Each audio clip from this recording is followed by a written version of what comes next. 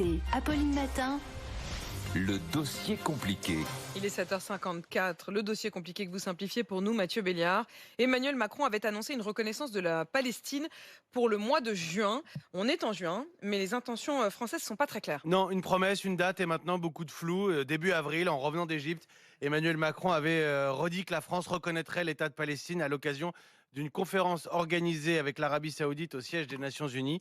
La réunion est bien prévue à partir du 17 juin. Objectif, relancer la solution à deux États, permettre de créer un cadre politique pour la reconstruction de Gaza, poser les bases d'une sécurité régionale durable. Mais alors que l'échéance approche, Paris temporise, montre des signes de prudence. Deux émissaires français se sont rendus discrètement en Israël il y a quelques jours. Nous sommes déterminés à reconnaître l'État de Palestine, ont-ils affirmé à un média israélien. Ils ont toutefois précisé que cette décision ne serait pas unilatérale. Il n'est pas question d'isoler ou de condamner Israël. Un geste bilatéral donc qui doit intervenir au bon moment, autrement dit, pas maintenant. La France ne veut pas uniquement une reconnaissance de la Palestine. Non, Emmanuel Macron veut des contreparties diplomatiques, stratégiques, que plusieurs pays arabes ou musulmans comme l'Indonésie ou le Pakistan reconnaissent en échange Israël. La France pose aussi ses conditions côté palestinien, un engagement de démilitarisation du Hamas, la libération des otages, une réforme de l'autorité palestinienne et la perspective qu'elle administre un jour à Gaza, à la place du mouvement islamiste, des demandes de Paris qui n'ont pas encore trouvé de réponse. Emmanuel Macron compte ses soutiens et les opposants à cette reconnaissance de la Palestine. Les résistances sont fortes. Apolline, Israël dénonce vigoureusement ce projet.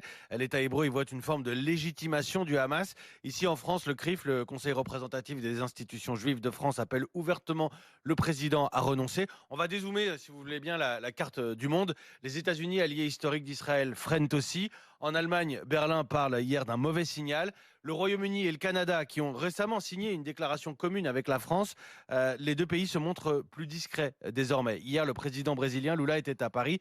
Il appelle à des mesures concrètes face à l'enlisement du conflit, mais même l'Arabie Saoudite, pourtant co-organisatrice de la réunion à l'ONU, même l'Arabie Saoudite pourrait finalement sécher la conférence. C'est pourtant une vieille promesse française. Oui, promesse de campagne de François Hollande en 2012. En 2014, l'Assemblée nationale avait voté une résolution portant sur cette reconnaissance.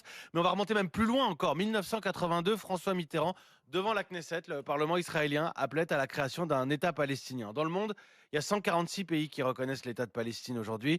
La quasi-totalité des pays arabes, l'Inde, le Brésil, l'Afrique du Sud ou encore le Vatican. Pour l'Europe, il faut compter tous les anciens pays du bloc soviétique. Puis la Suède à partir de 2014, l'Espagne, l'Irlande, la Norvège, la Slovénie l'an dernier. Côté membre permanent du Conseil de sécurité de l'ONU, seules la Chine et la Russie ont reconnu l'État palestinien. Mais reconnaître quoi et qui ?